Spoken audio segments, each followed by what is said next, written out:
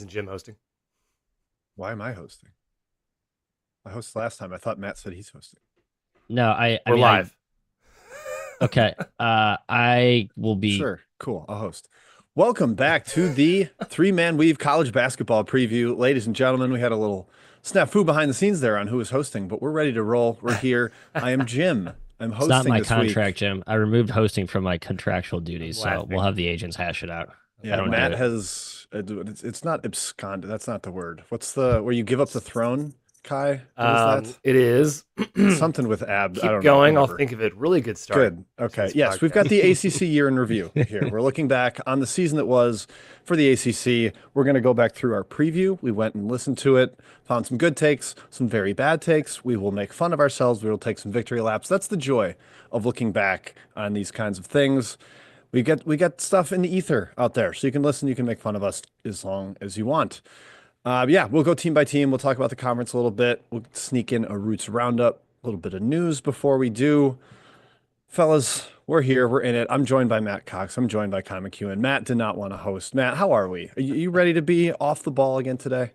Yeah, I'm an off-ball guy, Jim. We talked about this, and as we've done our portal analysis, talking about fits, I think I've realized at 35, I'm just better off the ball. And frankly, at about 45 minutes, and on the morning podcast segments here, I'm just gonna be a tough one to run point. Gonna have a lot of balls to juggle here. So yeah, I'm gonna stand in the corner and knock down open catch and shoots at a high clip, Mr. McKeon. Yeah, hey, I'll take 10% of the blame here. Matt hosted the ACC How generous. preseason pod. He wrote the preview for the site. So usually that means he hosts the podcast. I misunderstood Jim's message saying he would post for Matt today. That's the behind the scenes weave for you. It's No, I'm episode still 399. posting. I got it. I'll post. Yeah. I'm Well, now posting. you are. Now you are, buddy, because Jim stepped up to the plate. Anyways, I'm doing fine, Jim. I'm doing fine. Good. Kai, he abdicated. He Abdicated. abdicated the hosting duties. Abdicated. That is what I could not quite find in my head, but I was able to consult my friend Google, and it gave me the correct answer. So glad we have figured that out. All right, guys, let's get into it. Let's talk college hoops. This is episode 399 for those keeping score out there. That is one short of 400. That's how numbers work. We've got Roots Roundup, like we said, the ACC look back the year in review, and we'll finish up with a couple reviews. We've got a few of those, so we're going to get into that. A little self-promotion. Shout out to Jay Pitty, aka Joe Paskov, who I saw in New York City this week. Hello, Joe. Great to say hi and watch the Giannis era possibly end Tough. in disastrous, horrific choke artist fashion for the Milwaukee Bucks. Really bummed me out. But thank you for our opening tunes, Joe. Thank you. Follow us on Twitter at 3MW_CBB and Instagram at the same handle, where you will get sprinklings of content. Not a lot, just a little bit. Subscribe to the pod on iTunes, Amazon, Spotify, etc., wherever it is that you listen to your podcasts. And of course, definitely subscribe here on YouTube, which we are streaming live on Friday morning, 7 a.m. Central sharp. If you're joining us with a little bit of coffee, we'll love to have you. We've got Bram in the chat. We've got a couple people joining us in the chat. Excited about that. You can also watch it back on YouTube. The video will be up there.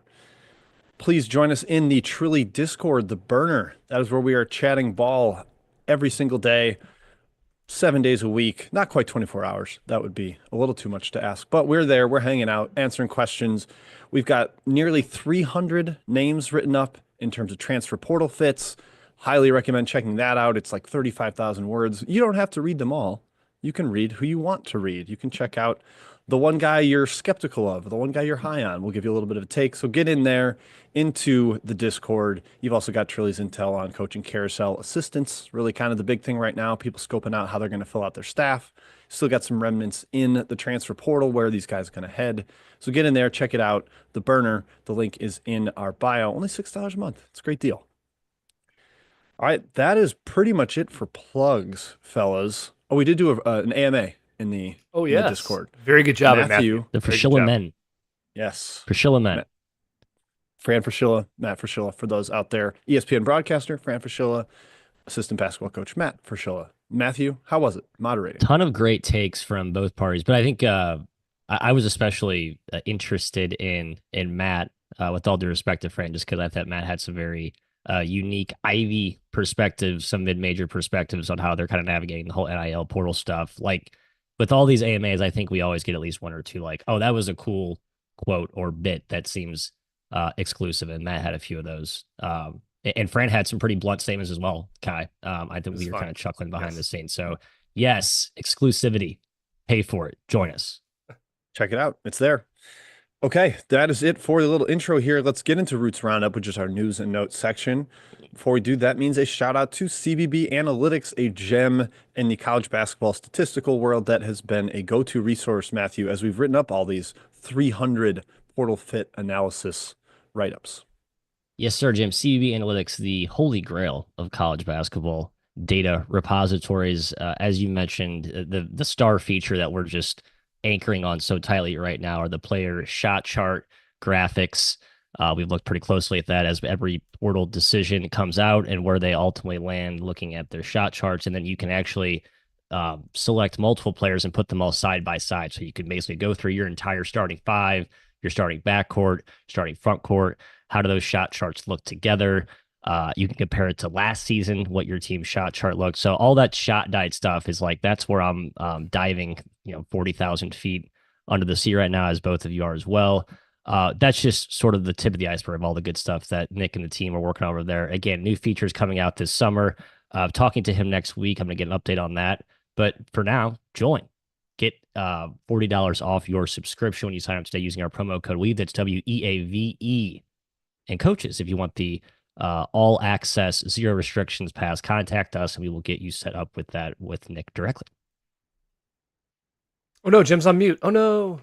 Good catch, Kai. And speaking of coaches, Matthew, good little transition there. Quick coaching news to start off the roundup section. The final coaching hire has been made in Division One. Fellas, we gave out grades last time, so we have to give a grade here to UC Riverside, who hired Gus Arganol, a Division II coach, did well in his 2 seasons there, a former Eric Musselman assistant. It took a while, so we might have to factor that into our grades. Fellas, this is a C plus to me. We didn't do pluses and minuses last week, but that's where I'm going with it. I think if they'd done it right away, it might even go as high as a B. I like these winning D2 coaches for schools that maybe are resource starved at the mid-major level. Kai, where do you see this one for Mr. Arganol? I agree, Jim. I think it's a high. Heck, I'm going to go B. I think it's a really good hire. I know it's later in the cycle, but he had success at D2. You mentioned he has had experience, on Musselman's staff, which, okay, it's something. But also it's just like UC Riverside, the program is in trouble financially. So, I mean, you get a really good coach at that level, it's a high grade for me. So, Matt, I didn't know how many B's or C's I had left, but it's going to be right around there. They were considering former pro player, blanking on his name, like just basically it was like an NIL grab. Not Byron Scott, obviously. Yeah, no, it is Byron Scott. It's Byron Scott. Yep. Yeah. So that would like just to sort of make a splash at like semi-national relevancy akin to what Sacramento State's trying to do, I guess, with Mike Bibby and Shaq as the GM there. But it's actually a good hire. It's just late, as Shim said. I went B-, kind of in between what you're both saying. Good hire, just took a little too long and kind of put yourself behind the 8 ball for roster construction in year 1. Tough to get momentum. Yeah, good luck filling out a roster. I believe they have like 0 players right now, and you're getting started in May. Although we said that about Bucky, and they've kind of done some nice little work the last week too. So you can always play catch up, but you're not Texas A&M at UC Riverside. Yeah, the one thing is that Bucky started before the portal closed, so whether he poached or not, might have been able to get a couple names in there before the portal closed, and that is unfortunately not an option for UC Riverside. Assistant news: Mike Nardi has joined the UConn staff. Really highly regarded, coming over from Villanova. I'm a little, how highly regarded can the guy be if he was a big part of the underperforming Villanova teams of the past few years? I wonder, Kai, if it's, one of those, he's very media savvy and the talking heads love him, but very well respected. I think coaches tend to respect him as well. So just another really smart mind heading over to the UConn staff. Who'd they lose? Am I crazy? Like, did they lose anybody? I can't remember. I know you can have the 5 assistants now. I can double check. I don't know if like Tom Moore retired or something. Yeah. I can double check. I know Nardi's with Jay Wright too. So at least he has like, some good coaching. Oh, I think Tom Moore was considering, legendary. Right. Tom Moore is considering retiring. I did see. I don't know if that's official though. He was on the fence. Yeah. Tom Moore is now the general manager, so I don't know if there was just a shift in duties. That might have been what happened there. There has to be a very, very wide array of time spent on these GM roles. Like you got Good Andrew Slater segue. for NC State, and then I don't know. We'll see what Shaq is. Shaq at the is he in the cubicle right now? Look at breaking down grind and synergy. I don't Yeah, how know. much time is Steph Curry and Trey Young spending for their respective Yeah. schools as GMs? I know that I think they're like Oh assistant yeah, Trey GMs, but Young too. yes, as Kai's alluding to, Shaquille Diesel O'Neal is now the GM at Sacramento State, helping apparently his boy Mike Bibby. Kai, I think of the Lakers versus Kings as a rivalry Yeah. back in the NBA and NBC days, but Shaq is now helping Sacramento State. Wow, how'd he reel in Shaquille O'Neal, his son? Amazing, incredible. I don't get a whole lot of warm and fuzzies from Sacramento State's roster right now. It's not like a, oh my God, they're outperforming the Big Sky in terms of talent accumulation, but Shaq's a big name. Maybe he'll reel in some people. Maybe he'll attract some names. Yeah, agreed. It's just a talent grab because he's not affecting anything on the court. I guarantee you that. Yeah, that seems about right. I think that's what a lot of these are, and it makes sense. You want to have a figurehead. Hey, if you come here, you'll get to talk to Shaq. You'll get to That's have pretty a cool. call with Steph Curry. Yeah, maybe that means something, a tiebreaker of sorts, if the money is at least within ballpark range, which apparently Sacramento State has money. We're going to see if that shows up or not, but that is, of course, the rumor. Recruiting news. We have the classic players that flip after coaching changes. We've got three of those this week, top 100 guys that moved due to, actually not entirely due to coaching changes. Darius Adams, formerly a UConn commit. UConn did not change coaches. No surprise there. Dan Hurley's still involved, but Darius Adams moving on, I think just felt like, Silas Demery was kind of recruited over me, and I don't know if I'm going to get as much playing time as I wanted. He now heads to Maryland, Matthew, going to play some buzzball in College Park. Buzz really filled the roster quick. It did a nice job grabbing a bunch of names. I don't know if I love the backcourt, but it does seem like there's a little more shooting than he had in College Station, and he's got the front court to be Texas A&M Buzz Williams. Yeah, the coaches, like I said, I mean, Bucky, we talked about him with A&M, but the coaches that I was sort of like, where is this roster going? The last week or two, it's like, okay, yep, it's a complete-ish roster. All of these teams as a theme are just feel like they're a little lighter than last season. I think that was kind of a predictable theme, but that's everyone's sort of at that standoff in the portal season where it's like, okay, no one else is in there. Oh no, we sort of maybe need to fill out. It's just kind of that awkward pause where teams are sort of assessing. They got to fill out a couple of round out the edges, and it's just not the depth of supply that there was last year. Yep. So in a similar vein, Caden Lewis, four-star combo guard, top 40 guy, probably felt recruited over at Kentucky with the way they they made it rain in the portal, basically. Probably got to be the most expensive roster in college basketball next year. Caden Lewis moves on. He is headed to Villanova, where he might start. Kai, hopefully unseating your boy, Devin Askew, as the starting point guard. So really a clear route to playing time there, but I have concern about the talent level of Mr. Willard's first roster. Yeah, Devin Askew might be your starting point guard. Let that sink in. Hashtag journalist tweet. Felt great for Long Beach State last year. They ran. They did really well. Really well. Yep. Yes. Yeah, as Stephen Ryan points out in the chat, you lose two classes of seniors, and some of the top end teams will look a little lighter, like Matt said. It's just not quite maybe the same caliber of teams 11 through 40 this year. We'll see how that shakes out once the season actually begins, but it feels that way on paper. The final commit, four-star small forward Kelvin Odie to St. John's, had been a West Virginia commit to play for Darian DeVries, did not follow him to Matt's Hoosiers. Instead, heads to St. John's to play for Rick Pitino. Seems like a wise decision. I read his scouting report in 24/7 Sports. It's like, athletic, plays super hard. Got to figure out the skill level. Like, boom, Rick Pitino recruit. That sounds just about right. Again, transfers, we will go through a winners and losers episode probably at the end of the year in review type of series that we've got going here, just because it takes a while for that to settle. And we don't want to have to update it constantly as we go throughout the offseason. So transfers we will get to you later in the offseason. Other random news and notes. Found this interesting. UCLA has pulled out of the CBS Sports Classic. They had been in it for years with Ohio State, Kentucky, and North Carolina, rotating sites. It seems pretty clear that the reason for this is Mick Cronin did not want to go east any more times than he has to. He loudly complained about it last year. this year. The site for this was in Atlanta. It's like a week before Christmas. I'm sure he was just like, no, I'm not doing it. No, thank you. But the result of this, guys, is we get Rick Pitino versus Kentucky. That's the fun little twist. St. John's replaces UCLA in this event. Mark Pope lamented. He's like, oh, we wanted to get Pitino to Lexington first before we had to play him head to head. But this is just a fun little twist on it. An event that's already great. Ohio State UNC is going to be the other matchup. I will take Kentucky St. John's. I'm interested. Yeah, Pitino, Kentucky. I mean, just anything with Pitino and storylines. Pitino playing Providence, Pitino playing Kentucky, good for the game. Well, I think last year that was like the one thing is the rise in like the prime non-con matchups. Like we need, that's good. It's very good. More of that. November, December. Yep. Both those teams could be top 5. Like it's theoretically possible that is a mega headline matchup with the way they've both operated in the portal this offseason. And then lastly, Kai, we've got the sort of the Greg Paulus here, where Ian Shefflin at Clemson is using his final year of eligibility in another sport. You get that like 5th year if you play a different sport. He is playing for the Clemson football team. That's kind of fun. Yeah. Holy cow. Clemson football team's pretty good, Jim. This isn't just like Paulus going to play for Syracuse. This is... Oh, Syracuse football. Sure. This is Clemson football. I don't know. I assume he's tight end. I assume. You have to. He didn't really strike me as a major football guy. I understand his rebounding numbers and he's tough, but he's not like shredded or like overly big. But hey, I wish him luck. Go score some touchdowns.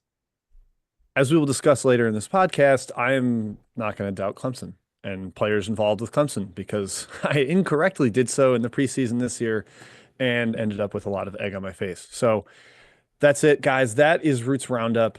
Concludes our news and notes. It's time to get to the ACC Year in Review, and we'll start with some overall thoughts, and then we'll go team by team in order of final standings. That's how we'll do it with the conference tournament seedings as tiebreakers.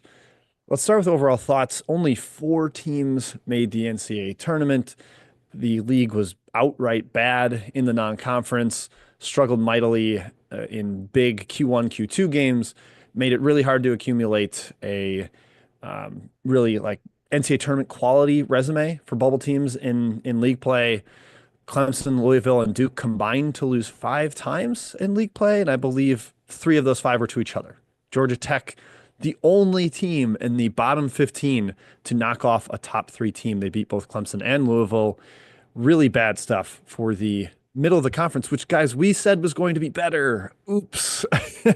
Kai, I believe we said it was mushy in 23-24, and I said it was going to be a firmer mush last year. It was not. It was a bad middle of the league. Really bad. 7 teams finished over 500 in the ACC. I'm just trying to think if that's like an actual stat, but I mean, it's true. I just don't know if it's a cool stat or not. But yeah, that feels like the league is 84 and 84. Yes. It does a bit, but that's because Duke, Louisville, and Clemson were so dominant. Like you said, they barely lost any games. Yeah, the middle sucked, man. They had 5 top 50 teams in the country. 5. And this is like a 18 team, 18 team league. Supposed to be one of the premier leagues in college basketball, and it wasn't. And we were wrong on our NCAA tournament predictions. We could never have predicted that it had been this bad. Going forward, it'll be interesting. I'm curious to see what it'll be like next year, but this is our year in review podcast. We'll focus on the past. Yeah, you can't have 8 outside the top 100, Matt, in a power conference league. That's so bad. And you've also got number 98, number 91. Like the league just had a bunch of non-competitors. Like they just weren't anywhere close to NCAA tournament caliber. And whether that's going to improve in the future, not sure. Guys, we thought 8 or 9 teams were the projections. Kai, you win by being 4 off in your prediction of only 8 ACC teams. Jim and Matt said 9 on the preseason episode. Matthew, you muted yourself, but you do. Tell us what you think, Matt. We weren't even close to getting 6 bids. I mean, what's the saying? Like a rising tide lifts all boats. A falling tide sinks all ships equally. Much closer to getting 3 than 6. Right. I mean, look at Virginia Tech, a team that was not maybe they were embarrassingly bad, 164th by their standards, but they still snuck in at 8-12 and kind of finished in the middle of in the standings. And that's sort of the thing with the ACC is sort of the opposite of the SEC, where you can there is a real conference effect, I think, to some of the way these teams trend. I think a lot of these coaches and the way these rosters, you stack up first with your league and then against the rest of the country. But, I think it was sort of like the Pac-12. We saw kind of the bar lower every year. You could get away with maybe, not being as like over the top and robust and building your roster and whatever. And so I think you saw that with the ACC. Fittingly, they did add 2 Pac-12 schools. However, one of them was one of the actual surprise teams, I guess, that overachieved expectations, Stanford. Yeah, and still only finished 81st. And that's Right. Virginia Tech. Matt cites them. They went 8-12 in the league. They did not beat a top 90 team in league play. 8 wins outside the top 90. That's just the opportunities that this league offered. It was bad. Mushy schedule. It is back to being mush. Most pathetic season, Jim. I think it was either Syracuse or NC Miami. State or probably Miami. Yeah, I guess I'm giving Miami the pass because of the whole coach thing. But like as Syracuse and NC State, you can't finish bottom 5 in a crap league with those rosters. You just can't. Yeah, very. I mean, there's a lot of disappointment to go around in this conference, and I think everybody will share it. There's certainly there's a little rumor that Duke scheduled Illinois in late January, February because they knew they needed a good game, and they're like, I don't think the ACC is going to really provide it, and unbalanced schedules will do that. Having a bunch of teams outside the top 90 will do that. It's really hard to improve the resume. I mean, Duke was the clear number 1 in KenPom and wasn't really in the mix for the number 1 overall seed because they just didn't have the big wins. And the ACC. I love that they're already talking about shrinking the conference schedule too. Kind of the first league to go the other direction with this. Yep. Surely a league specific type decision. I don't think you'll see the SEC follow anything. I think the SEC will go to play every team 3 times before they'll go to shrinking the conference schedule. What are they going to do? Play every team once?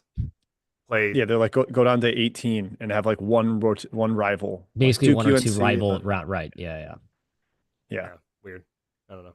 It's the same thing I guess the mid-majors do at stacking their conference schedules in theory with like you have the best teams play at the end of the year. So at least it gives you a chance to maybe move up a seed line if you get an extra, I don't know, Q2 win or whatever. So I don't hate it. Whatever.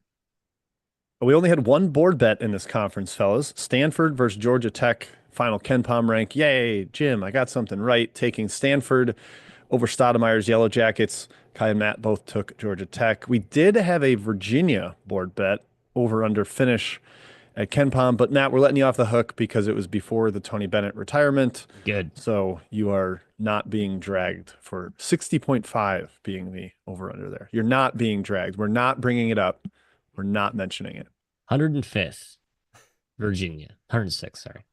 A lot of weird coaching stuff in this league. Turnover and guys stepping down. Leonard Hamilton also obviously done. We've got some new coaches in this league. I wrote about it for The Athletic last week. I think I'm pretty optimistic about the new hires that they made, but there's still a lot of progress to be made in this conference for it to get back to its competitive levels of the past. All right, time to go team by team, guys. We're going to start with Duke, the champion of the regular season, the only team in the league that made the round of 32 or farther in the NCAA tournament. That is shocking. Clemson, Louisville, UNC, all going down in the round of 64. We kind of nailed Duke more or less, guys. I think where there was some minor Shire hesitation, but Kai said there's nothing to nitpick with this roster. It's the best Shire has ever had, said Matt. I begged them to play faster. They got up to 112th in offensive average possession length. Clear tier 1.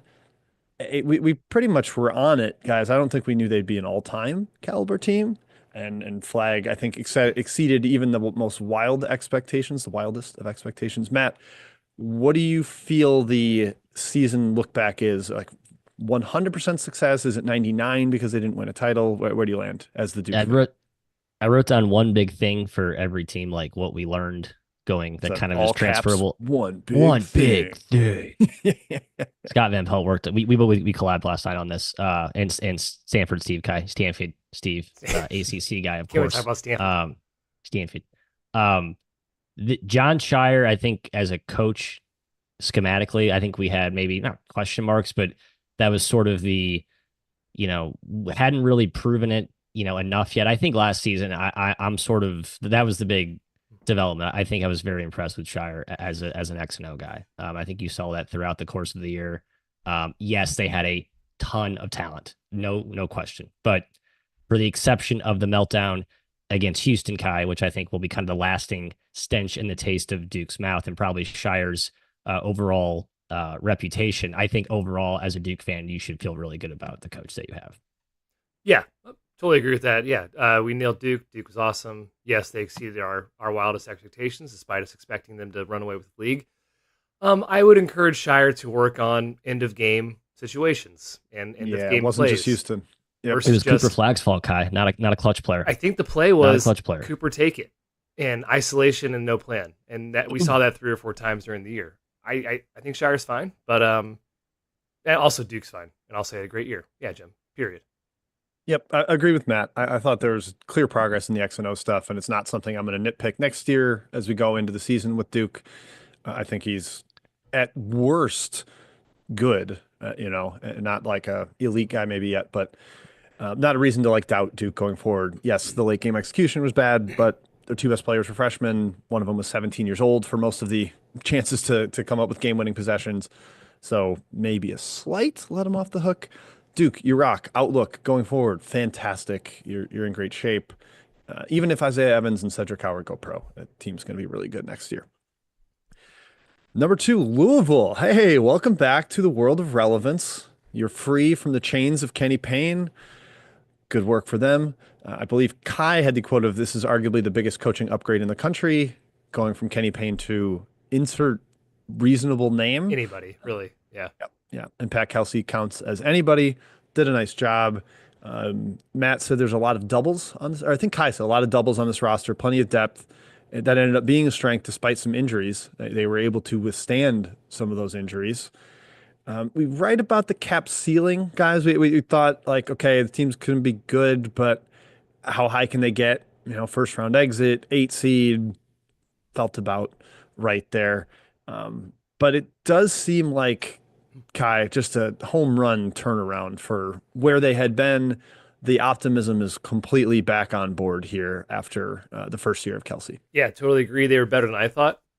Credit to Matt for singing their praises all offseason. Now, didn't finish top 25 in KenPom. I don't know if that was even the expectation, but I was a little surprised to see them back at 28 to finish the year. 8 seed. They should not have gotten an 8 seed. They probably should have gotten a 5 or 6. But what a season. Yeah, I was too low. Pat Kelsey did a great job. The roster construction was great. And Chucky Hepburn turned into, according to Field 68, Matthew, an All-American. That's BS. But a borderline All-American in all senses. So he really took control of the point guard reins, and the team worked. And I think Pat Kelsey's in for a long road of success at Louisville. Yeah, I mean, great coach, program with money. Let them, put those together, put aside what you've proven at the high major level. Like, I think this is a learning for like Arkansas fans and other SEC fans during the crazy carousel last offseason. Like, how many games you've won at the Power 6 just doesn't matter. Just guys who can coach, because your recruiting is now not about the coach. It's so much about the money and the program and all the other stuff around it. So Kelsey, he's awesome. I don't think should have been that surprised by it, honestly. And Kai, you mentioned like the top 20, the fringe top 25 ranking. It is one of those case studies, though, where, they did just crush a really bad ACC. And, they didn't prove a ton outside of league. And that's sort of where you could actually be a cynic and look at this year. It's like, did Louisville really do that much last year? I'm like, no, they did. But, it's unfortunate that their trajectory coincided during the ACC run, which like no one really took that seriously because they were a little healthier during that time. They got banged up in that at the end of that MTE down in the Bahamas, lost to Ole Miss, lost to Duke consecutively. They lost to Kentucky at Kentucky. I don't know, Jim. It still was a great year. I just do think there's, if you want to be like, hey, pump the brakes on Louisville's Grand Slam season, I think there's fair evidence to suggest that. But I'm too big of a Kelsey stan. I believe this is like the start of an absolute boon of a run in Louisville. Yeah, maybe not a Grand Slam season, but just relative to where they had been. Yeah, it had to be just like Andy Dufresne feeling the rain coming down after clawing through 500 feet of shit. So congrats, Louisville fans. Welcome back to the free world, and enjoy scrubbing your boat in Zihuatanejo, if we're extending that analogy. Next up, Clemson. Kai, you can victory lap this one. Go for it. You called us idiots, and you get to call us idiots again. I called you drunk. You both were hammered. in your preseason takes. Yeah, I think you both had him outside of the top 50. Um, Not Kai. Kai saw through the. No, this is like one of my few good takes. So I will victory lap this shortly. Clemson was great. Brad Brownell has really established himself as, hey, this guy's a great coach. I know he's been on the hot seat for years and years and years, it seems, but the program is Clemson. He has overachieved expectations wise at the program, and he just keeps on having great teams. The last couple of years has been awesome. So despite losing PJ Hall Matthew, Clemson was very good. And yeah, I have not looked at his roster next year, but hey, I'm not going to bet against him finishing below preseason rank in KenPom again. It did suck that they just flamed out so badly in the tournament because it kind of gave like credence to the ACC sucks. What did Clemson really do? And it's like, well, no, they actually did some good things kind of conference, but it looked really bad for a national audience and for people who probably hadn't watched Clemson play all year. It just was a tough way to go out. And I feel bad for Brad Brownell, who will probably go back on the hot seat next year again. But no, he's a great coach. He proved it once again. We'll see. This is a tough year coming up, though, Jim, with like, feels like one of the biggest overhauls in Brownell's rosters that we've seen. And he's been one of the better continuity guys in this league, I believe, the last 6 years. Yeah, one of the strengths last year that we kind of, at least Matt and I think overlooked, was how old they were. Veteran, like it was just all fifth year guys. Well, now you don't have that. So they're going to have to figure that out going forward. And a special shout out to a special FU to them for perverting the total in the NCAA tournament.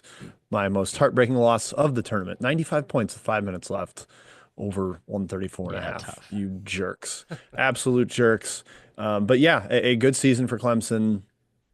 Program seems to be relatively healthy. I mean, even their down years, 22, 23, they didn't descend to the depths of where most of the ACC was last year. Like they fell to 70th. That's better than where most of the ACC's been. So it seems like Clemson and Brownell have a high enough floor. Keep them around. Let them keep clicking. Let them keep plugging away for the Tigers. Next up, number 4, Wake Forest. This is a weird one because yes, you finished 4th, Wake, not far off from where we projected them in the ACC standings, but that was not a good season for Wake. They struggled to beat bad teams in the non-conference, hence the poor KenPom ranking. They didn't pick up the big wins they needed to make the NCAA tournament with experienced Hunter Salas, experienced Efton Reed. And Kai, what happened with our Cam Hildreth? I'm just, for people that were listening during the season, this is a preseason quote from Kai. I think Hildreth is a really underrated player. He's very unsung. He's tough as hell. And don't you hate him now? Yeah, to use a word that Hildreth would understand, I think he's a wanka. He's a wanka. He was horrible. He was so frustrating to watch. I don't know if it was a shift in usage. It probably was. His usage upticked a little bit. It felt like he was given more on-ball responsibilities, more load on offense, and he didn't deliver. Whether that's Forbes' fault, whether that's Hildreth just not improving, I don't know. But he was not very good, and this was a horrible take from me preseason. Yeah, to Jim's point, yeah, they finished 4th. We picked them, I think, 3rd all around. They finished probably 40, 50 spots below where we thought they would be in KenPom, Matthew. Yeah, Jimmy brought this up last summer, and it sunk in for me. It's like Steve Forbes as a coach and his identity. I don't know what that is, and I'm not sure you have to have an identity at this point. I think you just have to, if in many cases, just be more adaptable. But this team struggled with that last season. I think they actually leaned into a more defensive identity. The problem is that I think the upside was rooted in some of the offensive pieces that we thought would stick, but they frankly just didn't. And I think depth hurt them as well. It feels like a pivotal season for Wake, which is like got so excited for the Forbes thing. They've gotten they've gotten really close, but then just have continued to have like those head scratching losses that just puts them behind the 8 ball. So it's a fascinating time for a Wake, a fascinating and maybe suspicious time as a Wake basketball fan, I suppose. Yeah, Skeptical. They seem to be kind of coming on. They were 18-6, and they lost at home to Florida State in an epic collapse. And they go and lose at NC State, who went and fired their coach. They lose at home to Virginia, who did not keep the interim guy around. It's just like, man, these are losses you cannot take and be taken seriously. The Steve Forbes transfer magic did not continue to work. I guess Trayvon Spillers was good, but Tyler Johnson continued to look like a Kenny Payne player. He's back in the portal, headed elsewhere. It's a reset now without Salas, and it's hard to feel encouraged. The roster probably won't be better and maybe he'll have more depth, but we thought they'd have depth coming into the season. Preseason pod, we talked up the depth, and lo and behold, they finished 351st in bench minutes. Parker Friedrichsen turned into a puddle out there, like just could not even be on the court. It was tough to watch for Wake. Did not have the breakthrough that we were hoping for. Next up, North Carolina. Kai, you called it the snip snap back and forth of Hubert, and I think we would pretty clearly call last year a down year for Hubert. I know they made the tournament, but that was controversial with the UNC AD being the head of the selection committee. Yes, they got to the round of 64 when they're playing game, but that doesn't necessarily mean they should make it in. Matt, you worried about their defense. I think you nailed that. You said there's no chance they're as good defensively as they were last year, and they struggled on that end with the size, and they just didn't have the same caliber perimeter defenders. We were all excited about Kay Tyson. I believe I might have called him one of the best shooters in the country, and oof, he was a brick. He was in the Parker Friedrichsen school of turning into a puddle on the floor and being completely unplayable. Matt Heels, your arch rival, where we stand right now, Hubert is back, up, down. Where's the needle pointing? Yeah, it does feel similar to Louisville. They did start to subtly improve rapidly in conference play, and I'm not sure anyone noticed or cared, frankly, and how real is that? But they actually did start to play some defense late and actually make shots. They were stone cold to start the season. So that kind of played into the early rudderless start. I mean, long term, Kai, don't you feel like this is sort of a Rodney Terry situation developing where it's just like there just seems like an inherent ceiling, but also an inherently nice floor because of who you are in the program and the money you have? It's like UNC is not going to be bad, but man, it certainly feels like you're just going to be always left yearning for more, knowing who you could possibly hire if you decided to open up the kimono and take bids, I suppose. Open up the kimono. That's I like that one. Thank you. My old boss used to say that. I never really got it, and I looked up. It's like a kimono's like a. It's a Japanese robe. Yeah, thank you. Yeah. You're very in tune with the culture. With the culture, of course. Yeah, tail the tape here. One win against a top 50 Ken Pom team last season for North Carolina. They played a ton of them. They didn't get it done. I don't think they were clearly better than Jim, a fringe tournament team, but the fact is they didn't win games. I think that's on Hubert underperforming his talent. It's a snip snap. Will they snip back next year? We'll see. But I think last year was a disappointment all around. Yeah, to me, they were just like, okay, you and Wake Forest didn't win big games. The only difference was that UNC beat bad teams by a lot more. Yeah. That was like truly the only difference. I mean, they had that surge in February and early March where their offense was completely unstoppable. 88, 97, 81, 96, 92, 91 points, all in like 70 possession games, like hyper efficient, but is against terrible teams. Only one of those opponents was top 100. It was Florida State at 91. It just, they weren't able to get the big wins until they crushed San Diego State in the NCAA tournament. And I don't think that's enough to call anything last year, anything close to a success. So yeah, I think all eyes are going to be on UNC next year. They've done pretty well in the portal. I think they've gotten a little bit more money. I'm somewhat excited about the roster. We'll see, but shot creation could be an issue. And again, Hubert, the jury remains out on Mr. Davis, which is weird to say after 4 seasons. We still don't really know where he lands as a coach because it's been so up and down. SMU, the Texas division of ACC play. The boys loved Matt Cross, sort of like talent, but we know about the Enfield zone, and that's generally where SMU landed. Couldn't quite pull off the big wins. Kai, I don't know. I think SMU maybe slightly exceeded expectations, finishing 50th, but they didn't super seriously flirt with the tournament. They didn't get any of the big scalps they needed. You got to beat Clemson or Louisville or Duke once. Could not do it. It's especially just, and they lost that game to Wake at home, where Wake was shorthanded. Yeah. So was SMU. It just kind of felt like a shrug of a year for the Mustangs. I think they're definitely better than expectations. A little disappointed in myself. I think I had them like 7 or 8 to start, and then I was like, oh no. I'm hearing a lot of people don't like SMU. I'm going to put them down a little bit. They within the ACC, they were clearly a top 5 team. So I think good year. Infield, man, he's going to infield zone. He did it again. He's going to keep doing it. Different program, doesn't matter. I think SMU's probably glad they have him, I suppose, because you have that stable floor. And Heck, they're in a power conference, so I think it's all smiles for SMU, Matthew. I agree. I mean, the Boopy Miller injury was tough. It kind of derailed a little bit of the momentum they had there. I agree. Of all the ACC teams that got lost in the wilderness, I think this is a team that on paper we liked coming in. I know Indy Enfield's a hot topic of discussion amongst us, but I think overall it was like, okay, solid Enfield zone-ish type season. And it looked decent in the standings, given where everyone else fell below. Yeah, go ahead, Kai. You're raising your hand. If I'm going to quote on North Carolina's inability to beat good teams, SMU beat one team in the top 80 all season. Just one. They had 23 wins. Yeesh. Yeah, it was home against decrepit Pitt, who at that point was playing like a top 200 team. Yes. That's it. Yeah, I'm a little, I don't know, not bearish, but just like I think they're going to be who they are on their Enfield. Seems like they're getting a little money. I mean, it's a rich school. It should be able to build a solid roster, but the guy was at USC. He was able to get talent, and he finished inside the top 45, I think, once. So I'm not, calling this a big win.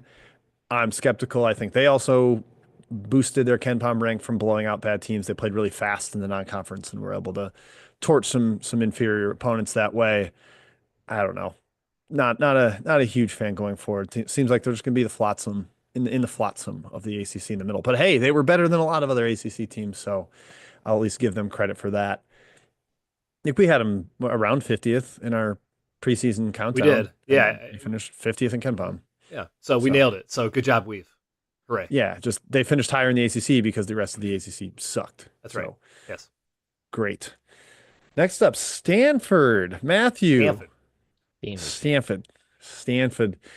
Matt had them clear bottom tier with FSU and BC. Pretty easily bottom 4 team. Clear bottom 3 for Kai. I was kind of betting on Kyle Smith and Max Renault, and yeah, they figured it out. Defensively, they had a ton of size, top 20 in the country in height. But Kai, you did say they outperformed their preseason rank, so you did do that. Yeah, those two things didn't really square. I don't know why. I don't know why I said they're a clear bottom 3 team in the ACC, but they'll definitely outperform their preseason rank. Kyle Smith. I was surprised Matt was so low on Stanford in the preseason, listening back to the pod. But hindsight's 2020, yeah. Matthew. Do you have an apology, I guess, for Kyle Smith? What are your thoughts there? I mean, the roster wasn't very good. Like Kyle Smith did a lot of things last year. He got the absolute most out of Max Renault, who we knew was a good player, but like he really elevated him into an impact player. And then he played a ton of freshmen, and none of these freshmen were like super highly regarded, and they were all good right away. He also did Kyle Smith things that I probably didn't account for. It was mostly a roster sell for me, and a lesson that's probably not a smart thing to do with Kyle Smith, as he proved basically the year before in Washington State, as he's always proved, and as all of his disciples have risen rapidly up the coaching ranks. Maybe there's a common denominator in terms of intellectual brain power. Yeah, Stanford, you're in a good shape with Kyle Smith, right? Like I don't think there's any crazy upside, but that's never what Stanford's basketball hopes and dreams were, right? So I think you're in a good spot. You feel good about it. Yeah, I think he had to piece together the roster last year. It helped that he was able to get Renault to stay and have a pre-installed star. But yeah, I mean, for what was there last year, it seemed like a slight overperformance on expectations, and that's generally what you're going to get with Kyle Smith. He just needs to raise the talent level so that when he exceeds expectations, that puts them towards the tournament rather than just squeaking into the top half of a terrible ACC. Pretty high on them long term. It's a really good coach. It's just maybe slightly tougher to get players because of the academic standards of Matthew. The school name is Stanford. Yep. I just checked. What's the source of my? I need to go back. I think you're like doing like a Stanford. Like the office. We debated this on the ACC preseason thing. It's either a Bill Simmons or something. I thought it was Stanford Steve or Scott Van Pelt said it weird, or like it's like a Boston guy talking about Stanford. I don't know. It doesn't really make sense. I do want to. I just calculated really quick using my fingers. Kyle Smith, 13 out of 15 years as a head coach, he has exceeded his KenPom preseason rank. Not too. That's really hard to do. 13 out really of 15. Good coach. Oh my gosh. Yep.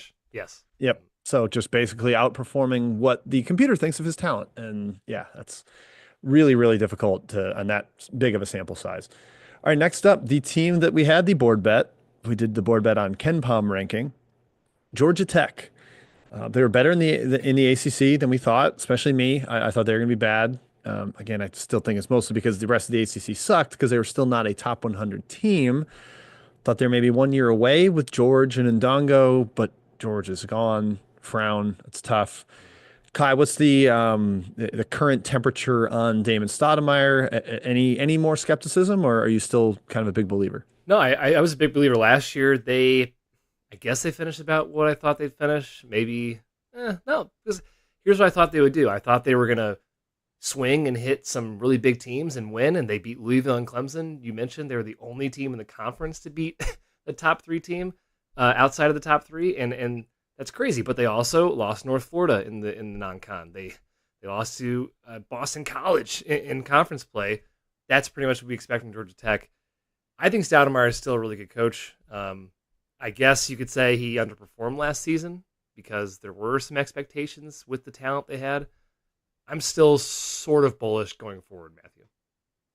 Here's my concern with Stoudemire. He seems really keen on recruiting like freshmen, right? I think he's a good recruiter and a good player, definitely a good player developer.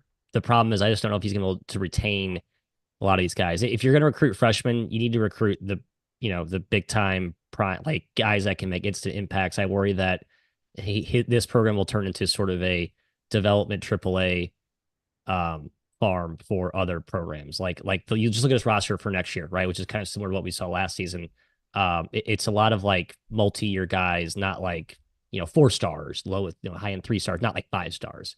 So I worry if he's going to be caught in no man's land with that, Jim. That's my concern with, like, can he take the next step, whatever that is? You know what I mean?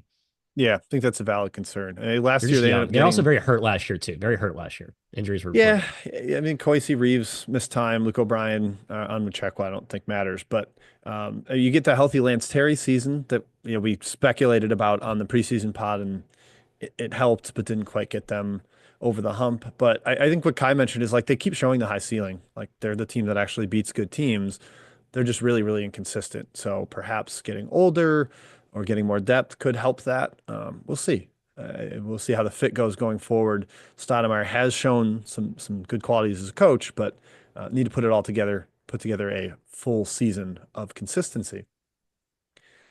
Number 9, UVA, Virginia, still finished top half in the league despite interim coach, disastrous roster. It was somewhat of a mess in Charlottesville, and here they are sitting 9th. Have to really throw out our preseason chatter because Tony Bennett had not retired at that point. So a lot of what we were saying was based on Tony Bennett player development, Tony Bennett using the portal. Jalen Worley could be a fun Swiss Army knife piece. He leaves the team when Bennett does too. We were worried about the defense without Reese Beekman and Ryan Dunn. That was, I think, prescient and pretty obvious to anybody paying attention. Now they've got Ryan Odom. Matt, where do you stand on Virginia last year, and maybe just a quick insight behind the curtain of going forward?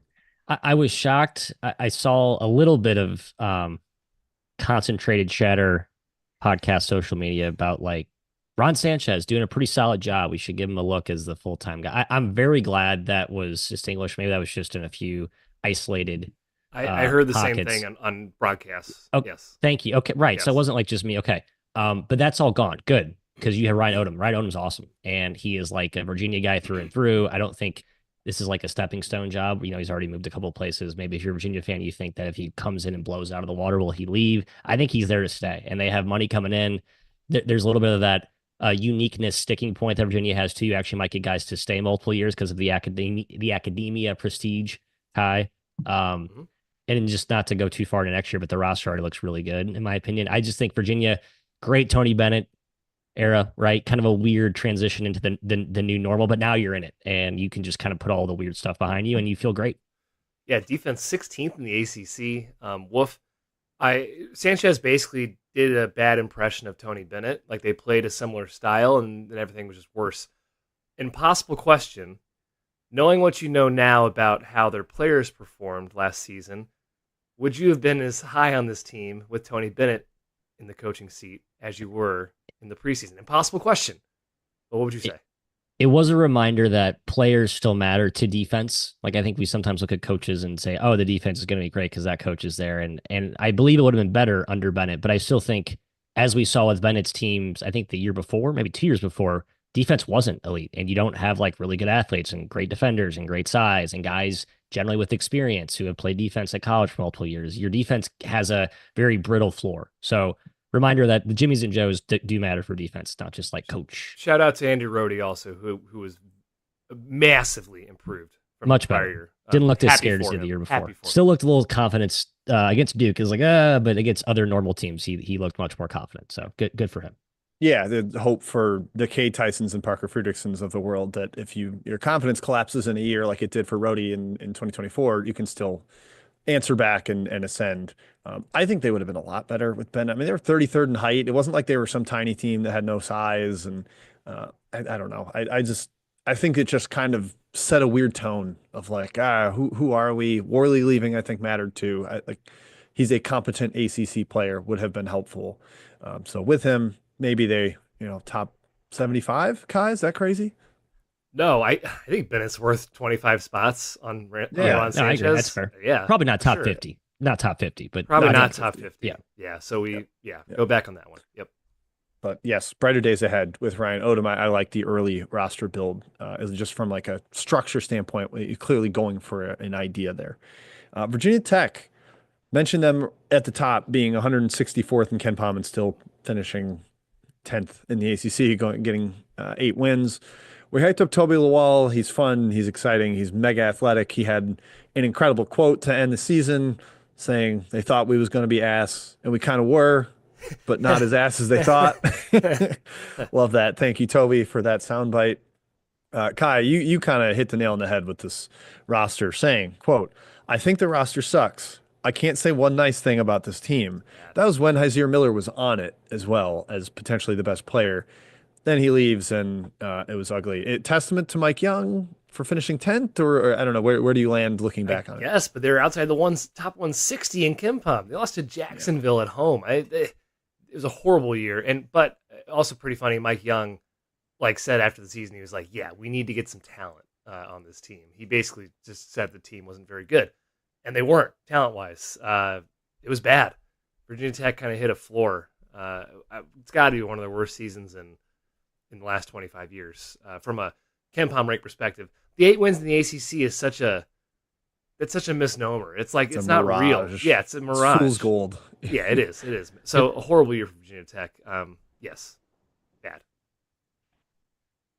No, I felt bad for Mike Young. I just it just looked like he was miserable after every game. Just knew he didn't have much there, just trying to patch it together. I'm actually glad he got to 8-12 just to kind of fool people into thinking he still knows what he's doing. But no, this was not a good basketball team.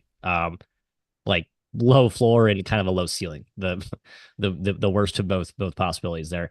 And it's a talent issue, it's a money issue. Clearly, Young is he's a do more with less guy, but you can only do so much with nothing. And that's kind of I think what we saw happen last season.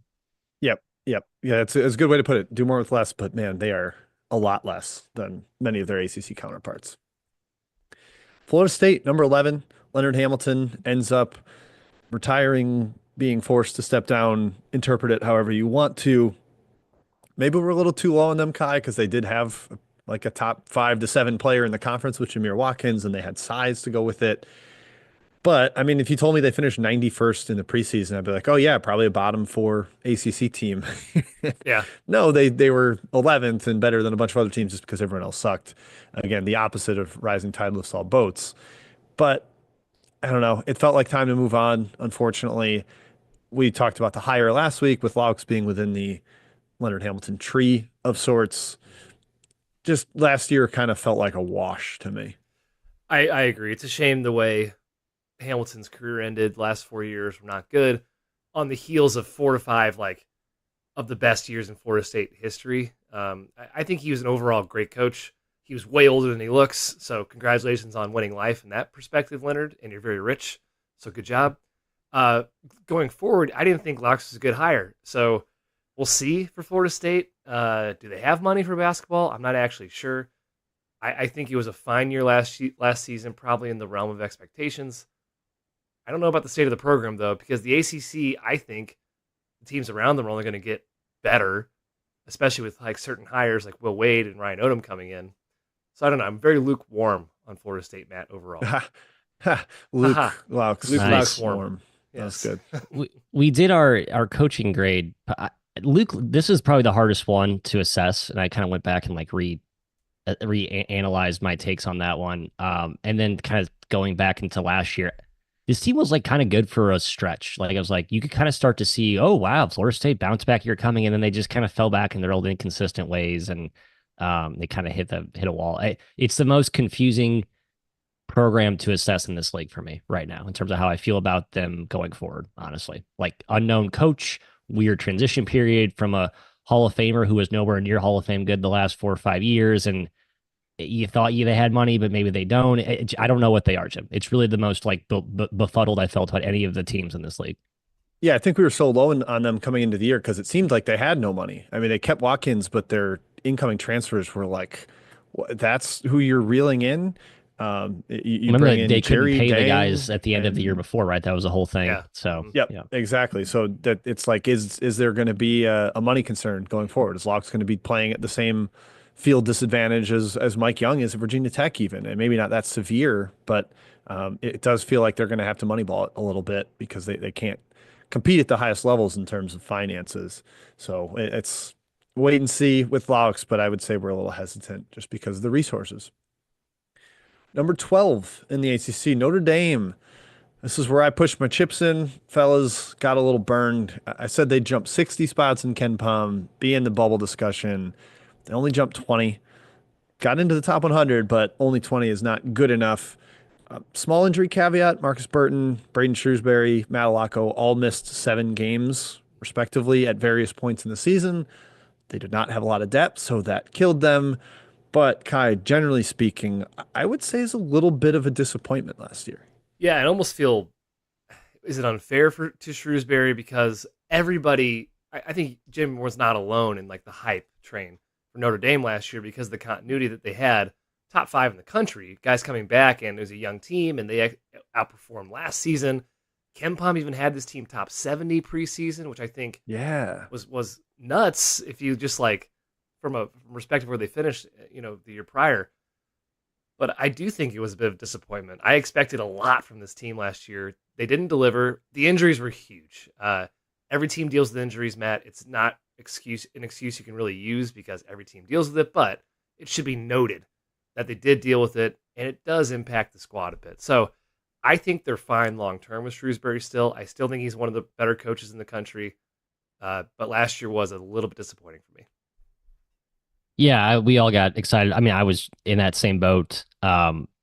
Perhaps we looked a little bit too much into the projection, and we didn't kind of like look at the fact that this team was downright putrid offensively the year before, and they were better offensively last season, but talent-wise, and you can see it's just with their athleticism or lack thereof, it just looked more like a mid-major team than like a true bona fide power conference team. Like Shrews needs this team needs to start to look like a top-end power conference full of like a stable of athletes. They have no athletes, and they had none last year, and it was like abundantly clear. And I just think that gave them the smallest margin for error when it wasn't going well, when they were relying on some tough shot making from Burton and Shrews. It just was like, wow, this team's not very good. So I don't know. They have Sir Muhammad coming back next year. We'll see where it goes, but I'm still hopeful. It was just sort of a bummer for all of us in the Shrews camp last season. Yeah, I think there's some excitement heading into next year because of the freshmen they've gotten, but the incoming recruiting class. But how much is that going to fix things right away? You're still going to be young and fully healthy. They lost at home to Elon. And they also lost to NC State, Miami, Virginia Tech, like murderer's row of teams that are outside the top 150 within the conference. NC State's 125th, but they lost some games they should not have lost. If you're progressing the way they should, they've got concerns going forward because of it's really hard to get in, I think, undergrad transfers. That has been an issue with their academic standards. I don't know exactly how the money is. Maybe it's decent. That's why they're pushing in on some of the freshmen. And if they can have better retention than other schools because of Notre Dame and who they are, that is maybe a path to them succeeding. But it's not fully a school that's got the recipe to succeed in the portal era. That sort of applies to Stanford as well, with the transfer market just is a little tougher for the non-grad transfers. All right, number 13, Pitt. Jeff Capel, fool us once one way, fool us twice the other way. We are fooling ourselves. We talked ourselves into Jeff Capel last offseason. because he had 2 straight good seasons. And honestly, they started pretty solidly this year. Looked good in non-conference play, but then they just rolled over and died in league play. Matt's Jalen Lowe hype was pretty correct, but then he kind of got efficient as the season wore on. Kai, you said Damian Dunn is the swing piece, and I think that bore out with his injury issues kind of sinking them. They just needed another offensive option and horrible depth. And you lose Yeah. Dunn, and that another good call, prescient call from you on the preseason pod. Pitt disappointing, I think, pretty clearly by anyone's measure. Yeah, the start really confused me. Looking back at the results, it's like, okay, were we just impressed by how bad they were beating these bad teams to start? Because I don't see like an impressive result, like winning at Ohio State. Maybe that was their big moment, but 1-point win. That's all they had. Like, and then they got beat to Mississippi by at the hands of Mississippi State by like 33 points. Looking back, I guess I overreacted to the just crushing teams, maybe against the spread. West Virginia, maybe it was the game that was like, whoa, this team's like good. I was wrong. They about led Wisconsin for most of the game in that Greenbrier That Wisconsin tournament. game, yes, I wrote that down. It was the tournament. We watched like every game in that tournament, and it was like, okay, Pitt's actually kind of good. And I was very low on them in the preseason, and I was like, Matt and Jim are right. Dang it. And then they just fell off. Chemistry issues, maybe, Matt. Like Lowe seemed to really check out, like Jim said. Yeah, I don't get I just don't know. The same thing kind of happened the year before. Great start, and then they just kind of fall back down to earth. And I don't know if like other coaches in the league know Capel better. I don't know if those kind of the reliance on maybe, some younger guards, maybe that's sort of a bad recipe for longevity over the course of the season. Younger guards tend to maybe hit a freshman or sophomore wall. Bub Carrington 2 years ago, Low last season. Maybe Capel wants to go back to his NCAA tournament year where they actually weren't as analytically strong, but it was all old dudes, especially in the backcourt, right? So I wonder if there's something to that blueprint that worked, I guess now 2 years ago, as opposed to what didn't work last season and the year before with Bub and Lowe. I don't know. Just kind of a weird replay of the year before last season. Yeah, I'm going to go into next season pretty confused about Pitt. Just as I look at the roster now, I feel equally as confused. So yeah, the going forward of it all is a major question mark. Just you can't finish 13th in this conference. That's such a depressing result for them, the way things started and the optimism of at least some parts of the roster. It's a bad league, and they were not a good team in it. Speaking of that, Syracuse, woof.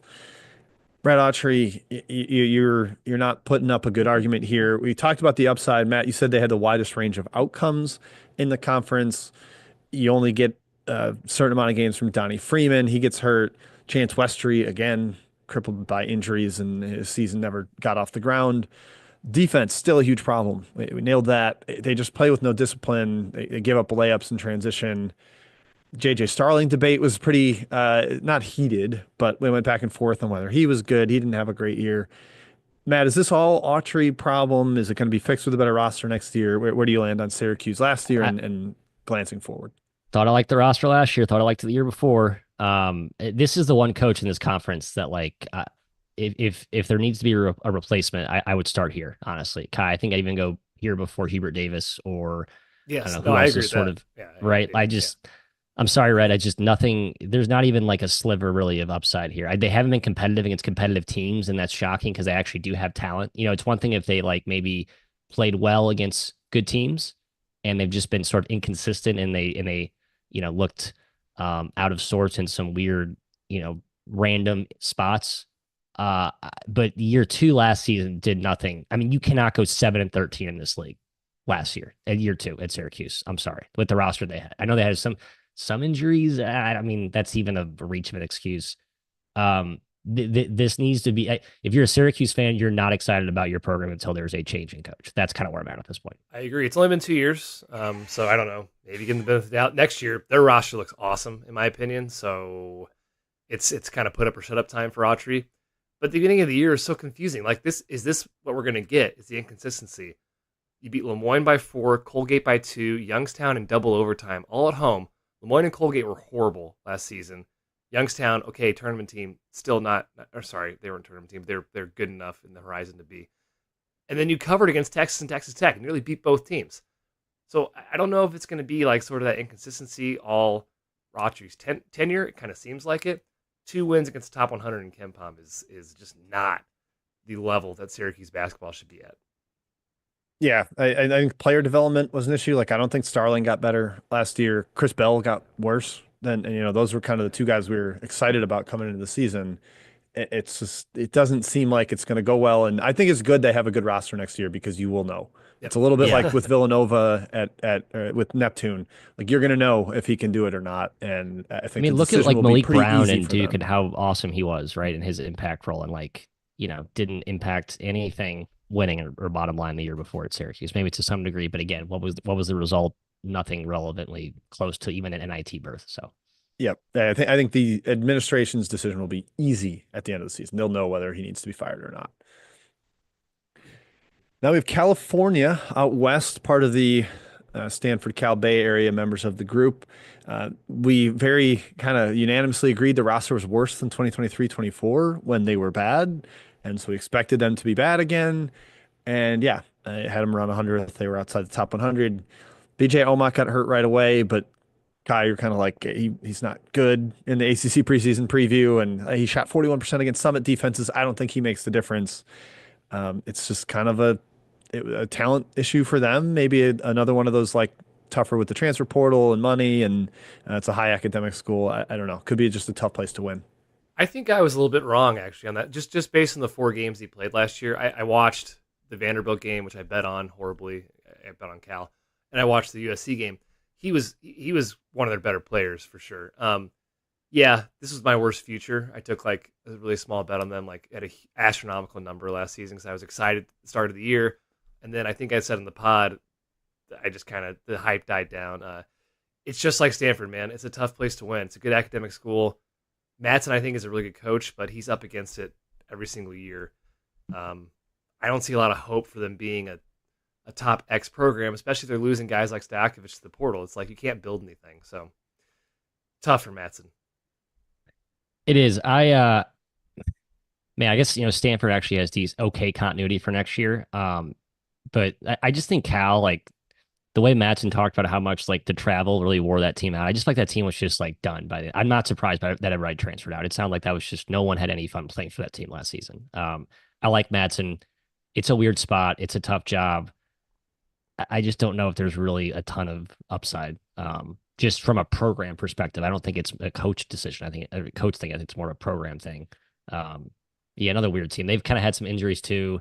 They've had some fun pieces. It's just one of those weird things where they've kind of identified some high upside pieces, but they haven't really parlayed that into actual success. And then that actually just elevates your guys into portal targets. And then lo and behold, your guys that you're building around are gone. So it's just you're stuck in that no man's land. That's where Cal is, unfortunately. Yep. I think I love the Mattson hire and still do, but there's a lot of these schools where it ends up being a talent issue and you can only elevate it so much. You need retention. If you're going to be struggling to get higher talent, then that's tough to do. Kai mentioned Stojakovic being the guy that basically got poached. I think that's kind of the general consensus. Everybody was, getting him through back channels, and he ends up at Illinois, and other big dollar schools were also interested. Cal just can't keep up with that, unfortunately. So They had 11 transfers out. Is that right, Jim? I'm looking at your Dang. I guess the roster sheet. eight real ones, I would say. Yeah. Yeah. So that's a problem. That is a major problem. All right, NC State. Kai, this is a good one for you. Another victory lap, just because the quote from Mr. McEwen: "Last year's luck box is over. It's really worth remembering. Keats was almost fired last year." That was said after the Final Four run, and don't get too excited about this team. And we were pretty low on the roster in general, and the transfers they brought in had them like 14th or 15th-ish in the league. But just the Keats of it all, Kai, I think you kind of nailed it, that he was still on thin ice, and clearly he was. Yeah, which sucks. I don't even hate Keats. Like we were really high when he got this job, and I think he did a good job to start at NC State. And he did a great job at Wilmington, but it was time. He was there for like a long, long time, without much success until that crazy Final Four run. I think they still underperformed last season. I still think they should have been a little bit better than heck, 5-15 in the ACC and 125 in KenPom. But the future's never been brighter at NC State. I can't emphasize enough what a great hire Will Wade is. Like, I think he is the best hire with Ben McCollum of the entire offseason. And I think NC State's going to be very happy with Wade. By the way, the video of him calling season ticket holders, pure gold. Loved it. The guys didn't believe it was Will Wade. He was like, I swear it's me, Will Wade. He's a class. Calling him a class act is kind of funny after the violations, but he's doing what everyone does now anyway. So, Will Wade, NC State, sky's the limit. Yeah, he's got the Kelsey hype train. Yeah, match. absolutely. Oh, yeah. Yes. You can rally around that guy. Yeah, props to NC State for not letting that Final Four run linger for multiple years, right? Clearly last season, okay, that's what it was. And maybe don't go after 3 Louisville guys, Kevin Keats, off a team that was historically, maybe that was never good just because they played well against you in one game. So yeah, I mean, finally NC State feels like a fun piece in this ACC puzzle, and that hasn't really been the case, honestly, like at all under Keats' era. If we're being really honest, I mean, I know they had that run with Bernsey, but it hasn't been like a fun team to talk about when we're doing ACC discussion. So now, like, they're fully back in that mix. Wade's proved he can coach. He's won at multiple places in multiple ways. I like his adaptability. That's what I think Jimmy talked about. He's a really good coach. People don't give that enough credit. Just very adaptable, very chameleon-esque, perfect to thrive in today's landscape. And he's gonna, come out probably taking haymakers at Duke and UNC, and that's what this league needs. Yep, and I don't think they're going to be subject to the same talent limitations as some of the high academic or low money schools. I think Correct. they will find the donors with his, excitement and charisma and stuff, and the energy. The fan base is rabid and crazy at NC State, so I think they'll find a way to get up and compete with Will Wade at the helm. That's just a team that's clearly taken a 180 in terms of trajectory heading forward. Number 17, Boston College. It was a bad roster. We knew the team was going to be bad. They ended up bad. I don't know what to say, Matthew. It's just, I don't know how they get better. It's clearly not full of money. Earl Grant's a good coach, but he's not like a elevate and build from within and retain guys. It's dire for BC right now. And you're muted. You're muted. On the computer. That's funny. BC is the East Coast Cal. Like, it's just academically very strong. Restrictions there, plus no money, plus no real fan interest. Like, their home games are just completely they're not depressing to watch, but they're just not inspiring. And even Cal's kind of the same way. Like, there's just no home juice there. And that's just tough to recruit to. Like, it really is. And like Earl Grant, I don't know if it's hard to even assess if he's doing a good job, because I just don't know what, I'd have to like look back 20 years from now and say, okay, give me 4 more coaches. What have they done here given the current landscape? That's where we're at. Why is Boston College in the ACC? I think they should. Right, it's not an ACC program. Put them in the A10. Put them somewhere else. It's not fair to the program, and the ACC is Although not football. benefiting. I mean, football and hockey, like, they are competing at a high level in other sports. Hockey doesn't matter at all. That's like, let's throw hockey to the side, because the Frozen Four. I've been not a big Frozen Four guy. It's totally fine. But like, Quinnipiac was the national champions in hockey. Okay, you can still play in the MAC. Right? Yeah, should Quinnipiac be in the ACC? Being good at football impressive? Should we be more impressed by them being good at football? Aren't they good at football? Or competitive? They're okay at football. They're okay, but I think the ACC sucks at football. resources go towards that probably over basketball. I don't know. Just my opinion. A10 would suit them better. There's no fan, whatever. Boston College. Yeah. Yeah, fan base, academics, money, it's all uphill battles for them. So, this is not a heartwarming segment for BC fans. No. If that's why you tuned in. Dang it. Lastly, Miami, a team that should have no issues acquiring talent with money, etc. They seem to have the coffers back full this offseason. Larinaga stepping down. I mean, they were already bad. They were already looking bleak, and they had injury concerns. We talked about potential chemistry concerns in the preseason pod. But man, I thought this team would be pretty good, and we were worried about defense. But oh my God, were they bad on that end? They were worse than like the Cooley Georgetown team that was terrible, the Stubblefield DePaul teams. It's truly one of the worst defensive teams a power conference team's ever been. No idea how it got that bleak. Matthew, it was time for the change, and I think they all kind of just rolled over when Larinaga stepped Yep. down. So last year is going to be a throw it out kind of season for the Canes. True. A perfect example of like individual parts added together to not equal. Like if you're not trying, if you're not like it's semi committed to playing hard, it just doesn't look good. I mean, there's no way this team should have been this bad as talented as I mean, there were some of those spreads late in the year. It's like or Miami's plus 18 against Louisville or something. It's like, they have four guys who could probably play in the league, and it exhibit A of like playing hard matters, trying matters, and when teams check out, they check all the way out when they're 18 to 22. But that's all gone. I don't know, Kai. Jai Lucas, we've talked about him at nauseam a little bit here. We'll see. He's going to get talent. I know he was sort of the, he was part. I think he was the offensive coordinator, quasi offensive coordinator at Duke. Although I think Shire had a pretty heavy hand in that, from what I've read and observed. So we'll see how much. But all that aside, it should at least be a team that's, I think, committed to winning for a coach that's in his first year trying to get something going. Although it does feel like the rosters year over year will be more of like guns for hire, 1 year rentals and mercenaries of sorts. It seems like I got a couple of guys this year. I think that could be a theme for Miami. I don't feel like you'll see a ton of continuity. You'll see big bags dropped on an annual basis. Yeah. And it's just gonna be like a free agent frenzy every season. But they'll get talented free agents, and I think Miami is probably fine with that.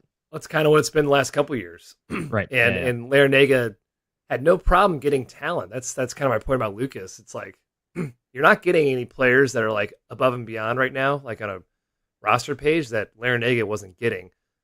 I would be very curious what his practices were like last year, because he clearly lost the locker room. There was no emphasis on defense. It was a train wreck. I was very high on this team apparently in the preseason pod. I thought they were going to be really good. I liked the talent. Bethea did not meet expectations as a freshman. Maybe not his fault. If the coach loses the locker room and kind of throws his hand up, I don't know. Not blaming Larinaga completely for this train wreck, but hey, he relied on guys that got a bunch of players that clearly did not fit together, so part of it's on him. Lucas, going forward, Jim, we'll see. I don't know. Yeah, they ended up really young-ish. I mean, Bethea, Ugachaku, Schwartz, Joe Bay, like, are playing some young dudes to go with vets that had won a little bit, and I think they just got the taste of how bad they were in that Charleston Classic and lost a couple of close-ish games, and it just snowballed so badly. Coming home from that and losing to Charleston Southern, a team outside the top 300, giving up 83 points, that was the red alert. Obviously, losing to Drake, Oklahoma State, VCU, I can tolerate that. But then it just got worse and worse. I mean, they lost by 3 to Arkansas, 10 to Clemson. Like, they were competitive-ish at times. They hung around with Tennessee a little bit, but then in the ACC, it just completely got off the tracks. It was ugly. But I'm throwing it out. I think next year they've got big bounce-back capabilities, kind of Michigan potentially-esque or Mizzou-esque from their disaster season. It just depends on what Jai Lucas does on the sideline and with his staff and how he puts it all together. Talent's going to be there. All right, that's it for the ACC review, fellas. We talked about high level, talked about every team. Let's wrap it up quick, Kai, with some reviews of the podcast. I'll kick it over to you for that section. Yes, thank you, Jim. 2 reviews. Number 1 from, goodness, Too Many Boogers. Too Many Boogers is the name on the review. It says, best college basketball podcast all around. These guys are knowledgeable. All right, with great chemistry, get in depth in the small mid-majors. Started listening in 2019-2020. He remembers because the number 151 podcast for some reason, because of the Pokemon reference. Yes. Yes, nerds. Excellent. Yes. Question is, I listened to your guys' coaching carousel podcast, mentioned the High Point vacancy, but did not talk about Huss being coach in waiting at Creighton. Curious on your thoughts on Huss and the route that Creighton is taking, getting things done now. Thank you. Jim, A+ for me, or at least A. Decision making. Yeah, I John love it. It's a great move. I'm a big fan. Huss is, I think, proven winner, has a little bit of access to money. I know High Point clearly still has the money, but Shirley's talked about his DIY NIL. You combine that with Creighton and what they've been able to do in the portal and retaining players. I think that's kind of sneaky, like bringing back Ashworth and Kalkbrenner last year indicates they've got some money. I think, it's nice to have that stability if you're a Creighton fan. Like, oh, we're just going to go to Alan Huss, who's pretty well proven good coach. The only concern is the timeline in which he takes over. That would be my only worry. Yep. Like if McDermott wants to stay 2 more years in year 3 versus year 4, I think the expectation from Gary Parrish and Orlando have said it's going to be 1 or 2 years.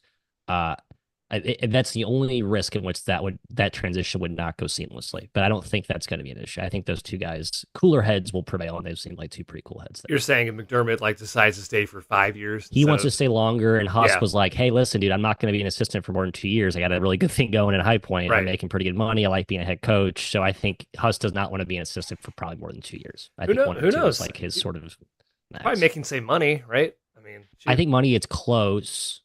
It might be more, to be honest. It might be more, but I think the gap is not so big that he would probably, like I said, rather just be a head coach. He'd have to take 2 years off of being a head coach. Maybe he thinks he's going to get a little bit, stale in that regard. But he'll be good. It's Creighton. He'll get back to. He's already in the driver's seat for a Big East job. He's fine.